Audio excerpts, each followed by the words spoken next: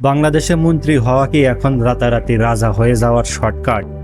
মানুষ কষ্টে বাজার করে আর ক্ষমতাবানদের বিলাসী জীবন দেখে সাধারণ মানুষ আসলে কি ভাবছে জানেন?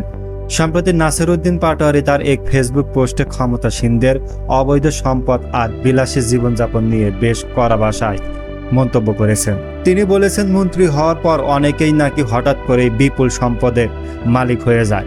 ফ্ল্যাট, জমি, গাড়ি থেকে শুরু করে বিদেশি বাড়ি পর্যন্ত। এমনকি মন্ত্রীদের সন্তানদের জীবনযাপন নিয়েও তিনি কটাক্ষ করেন।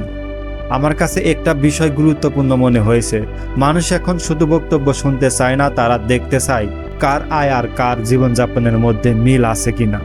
কারণ সাধারণ মানুষের কষ্টের সময়ে যখন বিলাসিতার খবর সামনে আসে, তখন স্বাভাবিকভাবেই প্রশ্ন তৈরি হয়।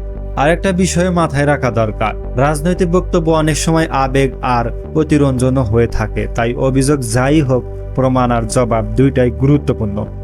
আপনার কি মনে হয়, বাংলাদেশের রাজনীতিতে সম্পদের স্বচ্ছতা বাড়ানো এখন কতটা জরুরি? কমেন্টে জানান আপনার মূল্যবান মতামত।